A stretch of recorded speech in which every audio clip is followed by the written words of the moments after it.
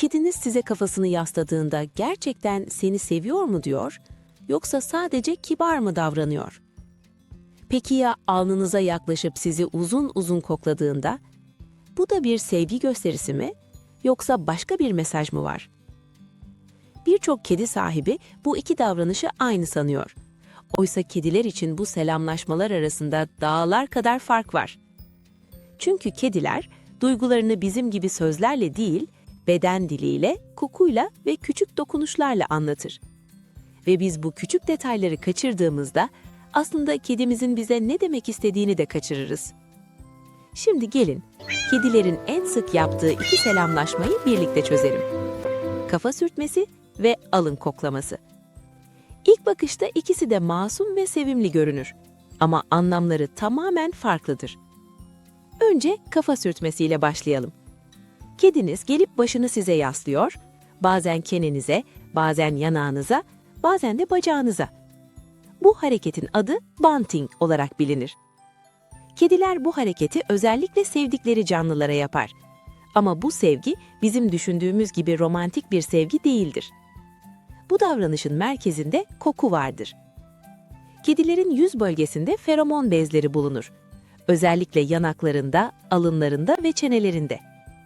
Kediniz kafasını size sürdüğünde aslında sizi kokuluyor ve işaretliyordur. Yani size şunu demektedir: sen bana aitsin. Bu biraz sahiplenme davranışıdır. Ama yanlış anlaşılmasın, bu kötü bir şey değildir. Aksine kediniz sizi güvenli alanının bir parçası olarak görüyordur. Sizi evinin, ailesinin ve kendi dünyasının içine dahil ediyordur. Bu yüzden kafa sürtmesi, sen güvendesin, sen bizdensin mesajı taşır. Ama burada önemli bir detay var. Kediler bu davranışı bazen sadece rutin olarak da yapar. Sabah uyandığınızda, eve geldiğinizde ya da mama saatinde. Yani her kafa sürtmesi derin bir duygusal bağ anlamına gelmeyebilir. Bazen bu sadece buradayım, beni fark et demek olabilir. Şimdi gelelim alın koklamasına.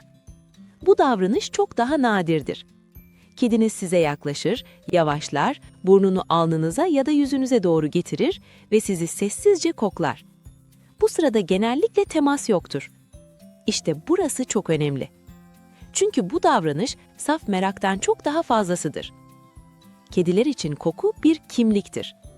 Sizin kokunuz ruh halinizi, stres seviyenizi, hatta gün içinde nerelerde bulunduğunuzu bile anlatır. Kediniz sizi kokladığında aslında sizi okuyordur. Bu bir tanıma ve doğrulama davranışıdır. Yani size şunu soruyordur: sen gerçekten sen misin? Güvenli misin? Bugün nasılsın? Özellikle uzun süre evde olmadıysanız ya da stresliyseniz, kediler alın koklamasını daha sık yapar. Bu davranış yüksek seviyede güven gerektirir. Çünkü kediniz kendi hassas burnunu size çok yakın bir mesafeye getirir. Bu, savunmasızım ama sana güveniyorum demektir. O yüzden alın koklaması kafa sürtmesinden daha derin bir bağ göstergesidir. Bu bir selamlaşmadan çok bir kontrol ve bağ kurma anıdır. Bir başka önemli detay daha var. Kediler alın koklamasını herkese yapmaz. Evdeki misafirlere genellikle yapmazlar. Yeni tanıştıkları insanlara da. Bu davranış genellikle en güvendikleri kişiye yöneliktir.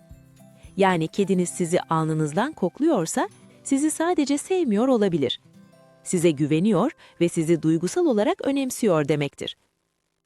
Şimdi asıl kritik soruya gelelim. Hangisi daha değerli?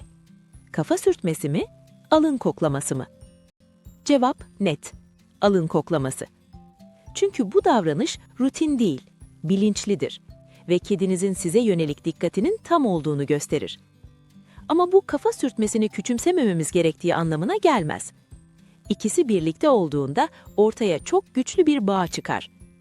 Kediniz önce sizi kokluyor, sonra kafasını size yaslıyorsa, bu şunu demektir: seni tanıyorum, sana güveniyorum ve seni kendi alanıma kabul ediyorum. İşte bu, kedi dünyasında oldukça büyük bir iltifattır. Peki biz bu anlarda ne yapmalıyız? En büyük hata, kediyi zorla sevmeye çalışmaktır. Özellikle alın koklaması sırasında. Bu an, kedinizin kontrolünde olmalıdır. Siz sadece durun, hareketsiz kalın ve bu temasa izin verin. Bu güveni daha da artırır. Eğer kediniz kafa sürtüyorsa yumuşak bir sesle konuşabilirsiniz. Ama hemen elinizi uzatıp kafasını tutmayın. Unutmayın, kediler sevgiyi bizim hızımızda değil, kendi ritimlerinde yaşar. Ve biz onların dilini öğrendikçe aramızdaki bağ sessiz ama çok daha güçlü hale gelir. Bir dahaki sefere kediniz size yaklaştığında bu küçük detaylara dikkat edin. Sizi itiyor mu, kokluyor mu, yoksa sadece sürtünüp geçiyor mu? Çünkü her biri farklı bir cümledir. Ve kediniz aslında her gün sizinle konuşuyordur. Sadece sessizce. Kedi kültürde biz bu sessiz dili birlikte çözmeye devam edeceğiz. Çünkü kedinizi gerçekten anlamak, onu sevmekten bir adım daha ileridedir.